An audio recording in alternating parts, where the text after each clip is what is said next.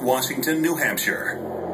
6,300 feet high, it juts into a major storm track. With winds that blow over 200 miles an hour, it's home to some of the world's worst weather and one of its most extreme roads, the Mount Washington Auto Road. The Auto Road climbs 4,500 feet in 7.5 miles with over 100 twisting turns. Built in 1861, it's the country's oldest man-made tourist attraction and draws more than 100,000 visitors a year for the ride of their lives. It's so steep, with grades reaching 22%, and so narrow, less than 16 feet wide at points, that the speed limit is just 25 miles per hour. Now try it at 110.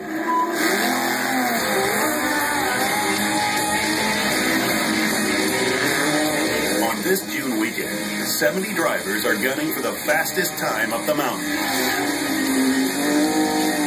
Called the Climb to the Clouds, it's one hairy car race. There's big drops on the edge of the road. There's rocks that stick out. There's gravel. The weather can change in a second. And the road is very wild, and it'll bite you when you least expect it. 1 in 10 competitors don't make it to the top without a mishap.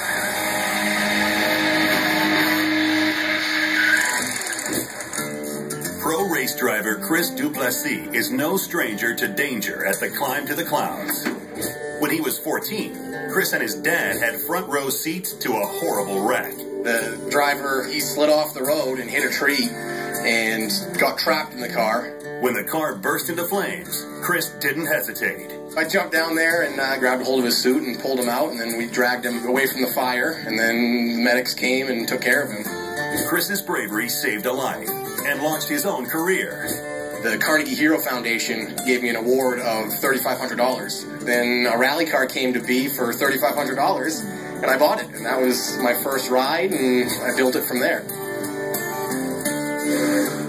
Now, 10 years later, Chris is back to race the road for the first time. The drivers are allowed a practice run to get a feel for the conditions. And Chris's wife, Sarah, is riding shotgun. They hope their personal chemistry will give them a competitive edge in the race. Actually, our first date we came up here, so now we're back up here racing. It's a recipe for marital bliss. He drives, she gives orders. Left 5 plus, opens and tightens, 3 plus.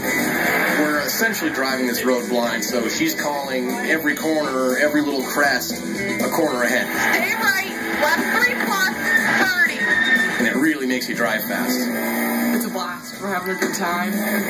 No punch has been thrown yet. She's still riding, so it's good. Babe, you were flying. Nice. With a strong practice run behind them, Chris and Sarah are hoping to break the record time of 6 minutes 42 seconds. To do it, they'll have to drive at speeds over 100 miles an hour up the rough road with no guardrails. To add to the challenge, the road's wet and slick. And up top, it's socked in. A mistake could mean a 1,000-foot plunge into the rocks.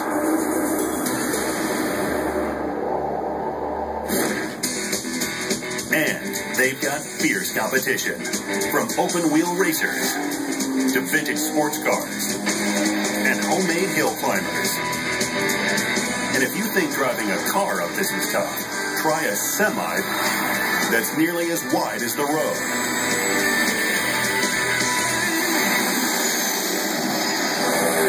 But the record's still standing when Chris comes to the line.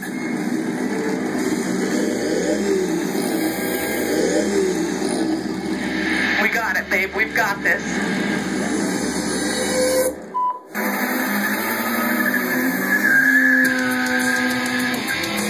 Left 4, right 3. With Sarah feeding him instructions, they blaze up the first half, hitting 90 miles an hour. Caution, right 3. But then, her headphone mic goes dead. Chris has to navigate the toughest turn by instinct alone.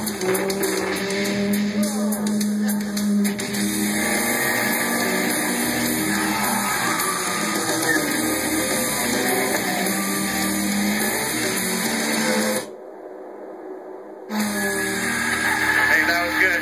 Their time, 7.5 minutes. Just 48 seconds off the record.